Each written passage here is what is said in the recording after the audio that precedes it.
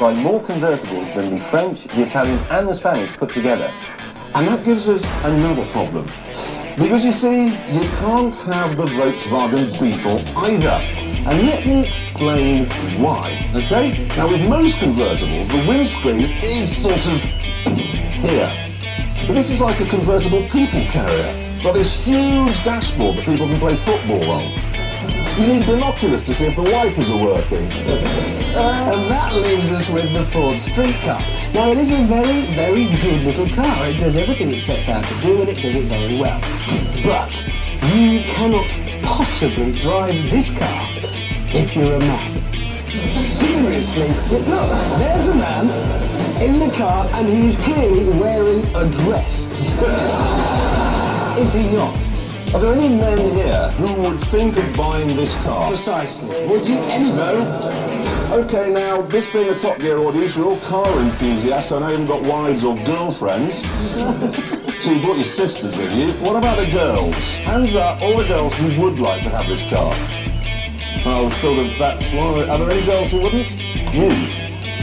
Well, put your hand up then. It's not a difficult instruction. The trouble, brothers and sisters are all related. I was talking the other day to a guy from Ford, I don't know who he was, wore a suit, had biscuits in meetings. Anyway, he said 80% of these are going to be sold to women. So who's going to buy the other 20%? I wouldn't buy one. I thought you liked it. I do. But I'm going to outline now a few problems, okay? We'll start with the boot.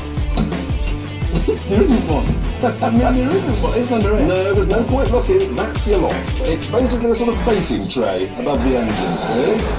It's okay if you've got a handful of roast potatoes to carry around with you, but otherwise useless. Yeah. However, if we open the back, enough space for a whole sack full of King Edwards. Well, there you go then. That's your car. What's your problem? No, won't buy one of these either. Because I'll tell you why, okay? You can buy one of these, left-hand drive, in Britain, you don't have to go to Germany or Luxembourg for it, left-hand drive for less than £10,000.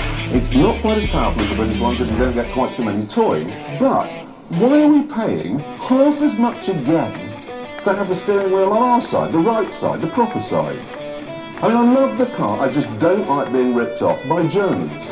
the thing for me is still that gearbox. It's just hopeless. You know, the moment it builds up, the revs rise, you hit the lever and pauses with you and waits. Nothing happens. I know. So long. The thing is, it's a gearbox, okay? It has one job to do, one job. Exactly. Pull the lever. Am I a pencil? Am I a cauliflower? Am I a nuclear power stove? I'm a gearbox! Oh heavens, I've just swapped some cogs around. It takes forever. Precisely, it's not like it's working through a list. And the problem is you're going to be using it a lot because obviously that buzzing of your 600cc engine, you're changing gear all the time. I was wrong. Admission time, it's actually a 700cc engine. Oh, well, that makes all the difference. It's 0.7 of a litre. Yeah, that is still very small and it still has Hugh Grant as a gearbox. Yeah.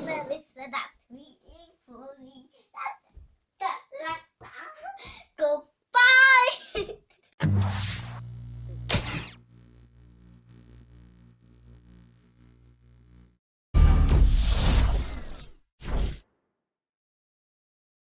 Bye, have a great time. Bye, have a great time.